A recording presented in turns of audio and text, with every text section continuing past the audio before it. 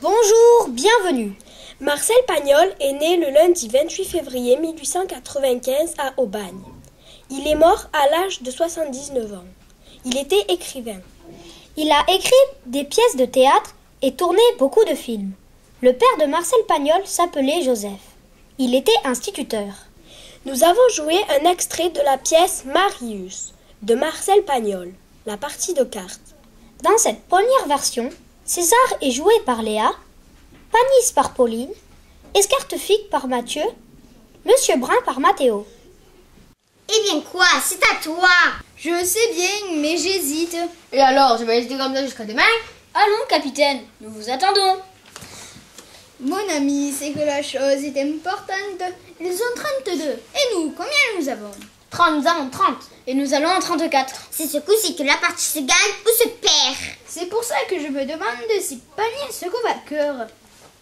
Mais si tu as fait attention au jeu, tu le saurais si Pani se coupe par cœur. Mais ne te gêne plus, montre ton jeu pendant que tu y es.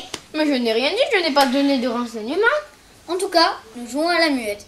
Et il est défendu de parler. Et si c'était une partie de championnat, tu serais déjà disqualifié. Écoute, Panis, moi j'en ai fait plus de 10 de parties de championnat. Je n'ai jamais vu de figure comme la tienne dans les championnats. Évidemment, je me demande toujours si Panier se coupe à cœur. Et je te répète que quand on joue, on ne doit pas parler, même pour dire bonjour à un ami. Je dis bonjour à personne, je réfléchis. Eh bien, réfléchis en silence. Il a raison, pas besoin de parler. Et je te prie de ne pas lui faire de signe. Tu dois regarder qu'une seule chose, ton jeu. Et toi aussi. Bon. Si tu continues à faire des grimaces, je fous les cartes en l'air et je rentre chez moi. Ne vous fâchez pas, Panis. Ils sont cuits. Moi, je connais très bien le jeu de la manille. Et je n'hésiterai pas une seconde si j'avais la certitude que Panis se coupe à cœur. Et il recommence à faire des grimaces. Tenez, monsieur Brun, surveillez Escartefigue, moi je surveille César. Comment? Tu me surveilles comme si j'étais un tricheur? Tu me fais ça à moi, un camarade d'enfance à toi? Merci. Oh, je te fais de la peine. Non, tu me fais plaisir. Tu me surveilles comme si j'étais un scélérat, un bandit de grand chemin. Tu me fends le cœur. Allons, César. Y a pas de César, tu me fends le cœur. Tu me fends le cœur. Oh!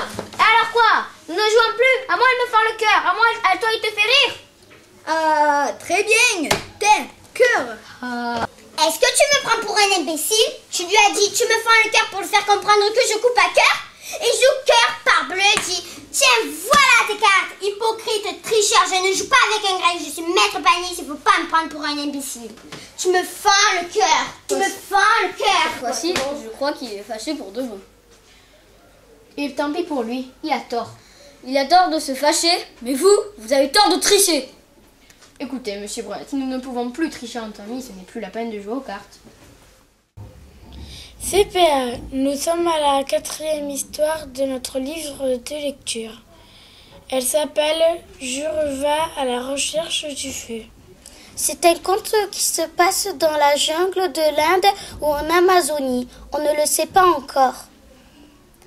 Voici la longue marche de Filou, écrit par Jacques Cassabois aux éditions Farandole. C'est l'histoire d'un chaton qui déménage et qui perd ses parents. Il essaiera de les retrouver. Il rencontrera la chatte porcelaine. La table de 9 peut se calculer sur les doigts.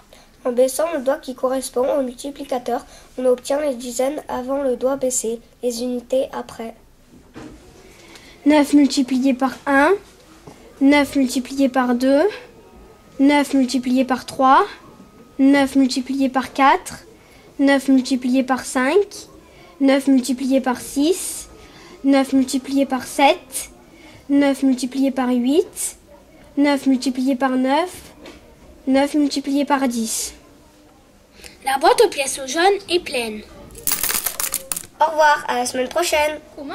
Tu me fais ça à moi, un camarade d'enfance à toi? C'est génial.